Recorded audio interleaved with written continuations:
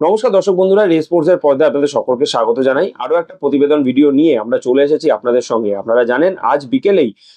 FC Goa মুখোমুখি হতে চলেছে আল নাসেরের বিরুদ্ধে, এবং এই ম্যাচটা কিন্তু আল নাসেরের হোম ম্যাচ, অর্থাৎ এফসি গোয়া তারা কিন্তু অ্যাওয়ে ম্যাচটা খেলবে এই আল নাসেরের বিরুদ্ধে। আপনারা জানেন যে গত মাসেই অর্থাৎ অক্টোবর মাসের 22 তারিখে নিজেদের ঘরের মাঠে আল নাসেরের বিরুদ্ধে খেলেছিল এফসি গোয়া, এবং সেই ম্যাচে যথেষ্ট হাড্ডাহাড্ডি কিন্তু লড়াই আমরা দেখতে পেয়েছিলাম গোয়ার ফুটবলারদের থেকে, এবং শেষ পর্যন্ত যদিও সেই ম্যাচ থেকে 1-2 ব্যবধানে হেরেই মাঠ ছাড়তে হয়েছিল বোরা হেরেরা থেকে শুরু করে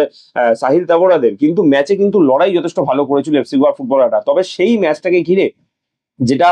ভারতীয় ফুটবল প্রেমীদের থেকে শুরু করে গোয়ার ফুটবল সমর্থক যারা রয়েছেন বা ফুটবলাররা যারা রয়েছেন তাদের প্রত্যেকের মধ্যেই যে একটা উন্মাদনা কাজ করেছিল যে ক্রিশ্চিয়ানো রোনাল্ডো, আপনারা জানেন আল নাসের দলে এই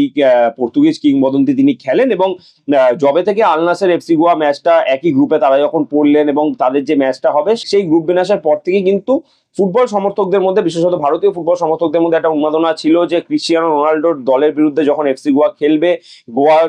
মাঠে যখন আল নাসের দল খেলতে আসবে, যদি ক্রিশ্চিয়ানো রোনাল্ডো আসেন সেটা কিন্তু একটা বড় বিজ্ঞাপন হতে চলেছে। প্রথমবারের জন্য ক্রিশ্চিয়ানো রোনাল্ডো তিনি ভারতে আসবেন, ভারতের মাটিতে তিনি খেলবেন। আমরা এমনটাও দেখেছিলাম যে ক্রিশ্চিয়ানো রোনাল্ডো যখন ভিসা অ্যাপ্লাই করা হয়েছিল ভারতে আসার জন্য, সেই সময়ও কিন্তু সমর্থকদের মধ্যে একটা উন্মাদনা ছিল যে হয়তো রোনাল্ডো আসতে পারেন, কিন্তু শেষ পর্যন্ত আমরা দেখলাম যে ক্রিশ্চিয়ানো রোনাল্ডো তিনি কিন্তু ভারতে আসেননি। তবে আল নাসের দলে কিন্তু সাদিও মানে থেকে শুরু করে জোয়াও ফেলিক্স, ইনিগো মার্টিনেজদের মতন তারকাখচিত ফুটবলাররা এসেছিলেন এবং তারা এফসি গোয়ার বিরুদ্ধে খেলেও ছিলেন, এবং সাহিল তাবোরারা যথেষ্ট ভালো লড়াইও করেছিলেন তাদের বিরুদ্ধে। কিন্তু আজকে বিকেলে যখন আল নাসেরের বিরুদ্ধে অ্যাওয়ে ম্যাচটা খেলতে নামবে, তার আগে সব থেকে বড় খবর যেটা, ক্রিশ্চিয়ানো রোনাল্ডো তাকে কিন্তু আল নাসেরের স্কোয়াডে রাখা হয়েছে আজকে ম্যাচের জন্য। তাকে কিন্তু স্কোয়াডে তার নাম রাখা হয়েছে, যেটা কিন্তু নিঃসন্দেহে ভারতীয় ফুটবলের জন্য একটা বড় বিজ্ঞাপন।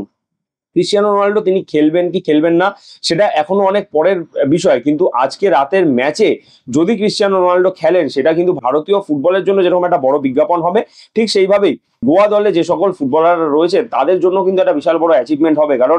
যেই ক্রিশ্চিয়ানো রোনাল্ডোর খেলা দেখে এই গোয়া দলের অনেক ফুটবলাররা, তারা ছোট থেকে বড় হয়েছেন, রোনাল্ডোকে আইডল হিসাবে তারা দেখেন, তারা যখন ক্রিশ্চিয়ানো রোনাল্ডোর সামনে খেলতে নামবেন সেটাও কিন্তু তাদের কাছে একটা স্বপ্ন সত্যি হওয়ার মুহূর্তের মতন কাজ করবে, এবং সেইভাবেই তারাও কিন্তু খেলবেন। আপনারা এর আগে জানেন যে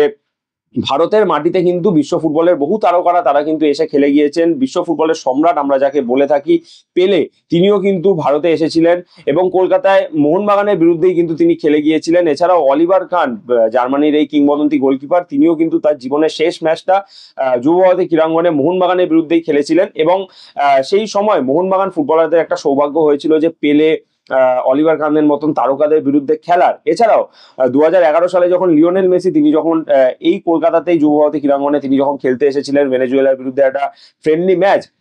সেই সময় হয়তো সেই ভারতীয় কোনো ফুটবলারদের